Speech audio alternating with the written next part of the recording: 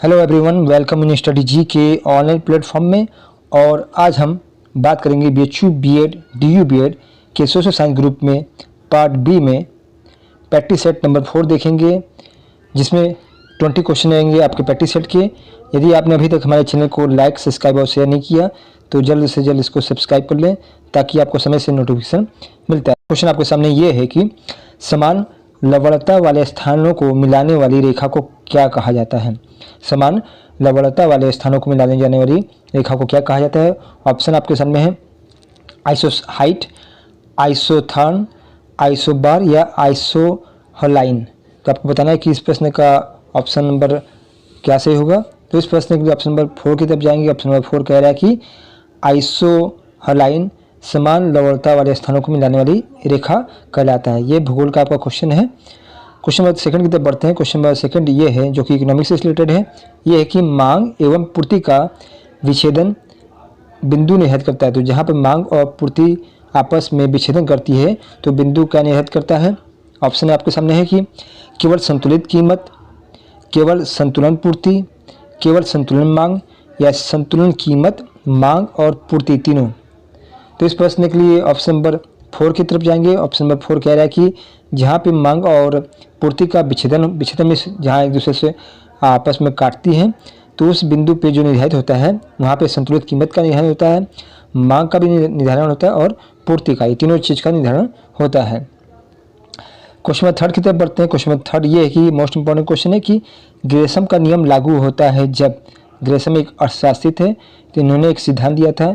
तो ये जो नियम इनका लागू होता है तब कब लागू होता है ये बताना है आपको। पहला है कि मुद्रा पूर्ति मुद्रा मांग से कम हो, टकसाल दर तथा बाजार दर समान हो, बुरी मुद्रा मात्रा में सीमित नहीं हो या बुरी मुद्रा प्रतीक मुद्रा के रूप में हो।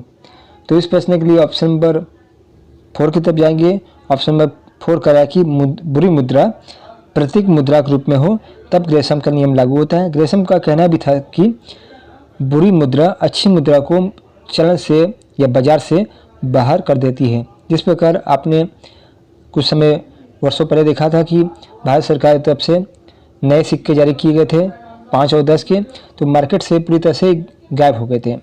क्यों? क्योंकि बुरी मुद्रा क्या किया था, उसने अच्छी मुद्रा को चलन से बाहर कर दिया था। लोग क्या करने लगे, अच्छी मुद्रा को लोग अपने पास इकट्ठा करने लगे और जो खराब मुद्रा थी, जो पहले के सिक्के थे, वो चलन में चलते रहे। तो ये अभी भी इनका नियम अभी भी लागू होता है अर्थशास्त्र के क्षेत्र में। तो बुरी मुद्रा प्रतीक मुद्रा के रूप में हो तो इनका नियम लागू होता है। क्वेश्चन नंबर 4 की तरफ बढ़ते हैं। क्वेश्चन नंबर 4 ये है कि बांग्लादेश किस राज्य से उभनिष्ठ सीमा रखता है। मेघालय से, मिजोरम से, मणिपुर से या नागालैंड से। तो इस प्रश्न के लिए ऑप्शन नंबर 1 की तरफ चलते हैं। ऑप्शन नंबर 1 कह रहा है कि मेघालय बांग्लादेश राज्य से उभनिष्ठ सीमा रखता है। क्वेश्चन नंबर 5 ये है कि सबसे अधिक बेसिन वाला क्षेत्र पाया जाता है। सबसे अधिक बेसिन वाला क्षेत्र कहाँ पाया जाता है। महानदी का, गोदावरी नदी का, कृष्णा नदी का या कावेरी नदी का। तो इस प्रश्न के लिए ऑप्शन नंबर 4 की तरफ बढ़ते हैं। ऑप्शन नंबर 4 कह रहा है कि कावेरी नदी का बेसिन क्षेत्र सबसे ज़्यादा होता है। क्वेश्चन नंबर 6 की तरफ बढ़ते हैं। क्वेश्चन नंबर 6 ये है कि निम्नलिखित में से कौन सा महाद्वीप का सबसे छोटा क्षेत्रफल है। निम्न में से कौन सा महाद्वीप का क्षेत्रफल सबसे छोटा है। तो महाद्वीपों में सबसे क्षेत्रफल जिसका छोटा है उसका नाम बताना है। उत्तरी अमेरिका, अफ्रीका, ऑस्ट्रेलिया या दक्षिणी अमेरिका। तो इस प्रश्न को आपको उत्तर पता होना चाहिए। तो इसके लिए ऑप्शन नंबर सी की तरफ बढ़ते हैं। ऑप्शन नंबर 3 की तरफ बढ़ते हैं। ऑस्ट्रेलिया महाद्वीप का क्षेत्रफल सबसे छोटा है। और आप कमेंट करके बताइए कि किस महाद्वीप का क्षेत्रफल सबसे बड़ा है। अगले क्वेश्चन पे बढ़ते हैं। क्वेश्चन नंबर 7 ये है कि पृथ्वी का जलमंडल का विस्तार है। कितना प्रतिशत जलमंडल है, विस्तार है। 66%, 70%, 71% पर या 72% पर। इस प्रश्न के लिए ऑप्शन नंबर 3 की तरफ बढ़ते हैं। ऑप्शन नंबर 3 कह रहा है कि 71% पृथ्वी पर जल का विस्तार है या जल यहाँ पे पाया जाता है। क्वेश्चन नंबर 8 की तरफ बढ़ते हैं। राजनीतिक विज्ञान के जनक के रूप में किसे जानते हैं। राजनीतिक विज्ञान के रूप में किसे जाना जाता है या राजनीतिक विज्ञान के पिता किसे कहा जाता है। प्लेटो को, लॉक को, हीगल के या अरस्तु को। तो इस प्रश्न के लिए ऑप्शन नंबर 4 की तरफ बढ़ते हैं। ऑप्शन नंबर 4 कह रहा है कि अरस्तु जो थे वे राजनीतिक विज्ञान के पिता या जनक हैं। आगे क्वेश्चन बढ़ते हैं, क्वेश्चन नंबर 9 की तरफ बढ़ जाते हैं। पॉलिटिकल का क्वेश्चन है कि निम्नलिखित में से कौन सा अनुच्छेद संवैधानिक उपचारों का अधिकार देता है। कौन सा अनुच्छेद है जो संवैधानिक उपचारों का अधिकार देता है? अनुच्छेद 30, अनुच्छेद 31, अनुच्छेद 32 या अनुच्छेद 34। तो इस प्रश्न के लिए ऑप्शन नंबर 3 की तरफ चलते हैं। ऑप्शन 3 करा कि अनुच्छेद 32 संवैधानिक उपचारों का अधिकार है और डॉक्टर अम्बेडकर ने संवैधानिक उपचार के अधिकारों को संविधान की आत्मा कहा था। ये भी क्वेश्चन आपसे पूछा जाता है। क्वेश्चन नंबर 10 की तरफ बढ़ते हैं जो कि आपका होम साइंस से रिलेटेड है। दूध में मिलावट ज्ञात करने के लिए प्रयोग किए जाने वाले यंत्र का नाम बताना है आपको। अल्टीमीटर, मीटर, लैक्टोमीटर या पी मीटर। तो दूध में जो मिलावट होता है उसको ज्ञात करने के लिए एक यंत्र प्रयोग किया जाता है, उस यंत्र का नाम है ऑप्शन नंबर 3 लैक्टोमीटर। इसका राइट आंसर हो जाता है। क्वेश्चन नंबर 11 की तरफ बढ़ते हैं। यदि आप 10 क्वेश्चन तक पहुंच चुके हैं तो लाइक कर दीजिएगा, सब्सक्राइब कर दीजिएगा और शेयर भी करना भी ना भूलें। क्वेश्चन नंबर 11 ये है कि भोजन विषाक्तता का लक्षण, प्रथम लक्षण क्या है। यदि कोई भोजन दूषित भोजन खा लिया है तो इसका प्रथम लक्षण आपको कैसे जानेंगे कि उसने भोजन दूषित खाया है या विषाक्त युक्त खाया है। ऑप्शन है बुखार, दस्त, वमन, वमन को उल्टी भी कहा जाता है हिंदी में, या कपकपी। तो इसके लिए ऑप्शन नंबर 3 की तरफ बढ़ते हैं। ऑप्शन नंबर 3 कह रहा है कि यदि कोई विषाक्त भोजन खाता है तो उसका प्रथम लक्षण क्या होता है? वमन होना या उल्टी होना। क्वेश्चन नंबर 12 की तरफ बढ़ते हैं। क्वेश्चन नंबर 12 ये है कि स्वतंत्र भारत के प्रथम विदेश मंत्री कौन थे? फॉरेन मिनिस्टर कौन थे? V.K. Krishna Menon, C.D. Deshmukh, J.L. Nehru या A.K. आज़ाद। तो इस प्रश्न के लिए ऑप्शन नंबर 3 की तरफ बढ़ते हैं। जवाहरलाल नेहरू जो देश के प्रथम प्रधानमंत्री थे, वे प्रथम विदेश मंत्री भी थे।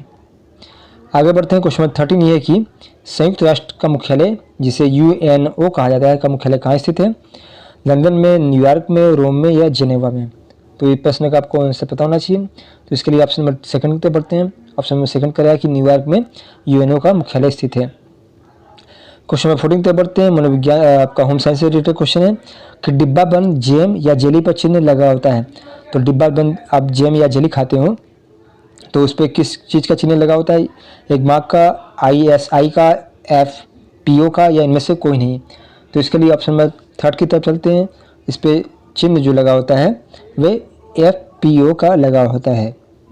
आगे बढ़ते हैं। क्वेश्चन नंबर 15 ये है कि भारत का मानक मध्याह्न रेखा गुजरती है तो कि कहाँ से गुजरती है? ऑप्शन नंबर 4 की तरफ चलते हैं। 82.5 डिग्री ईस्ट आपका भारत की मानक मध्यमान रेखा गुजरती है। क्वेश्चन नंबर 16 की तरफ बढ़ते हैं। क्वेश्चन नंबर 16 ये कि लेपिज जो कि भूगोल का क्वेश्चन है, लेपिज अपरदनात्मक स्थल रूपी निर्मित होता है तो कैसा, किस चीज़ से निर्मित होता है? भूमिगत जल द्वारा, नदी द्वारा, पवन द्वारा या हिमनद द्वारा। तो लेपिज का जो प्रारूप बनता है या स्थल रूप बनता है वे ऑप्शन नंबर आपका नंबर 1 हो जाता है, भूमिगत जल द्वारा इसका निर्माण होता है।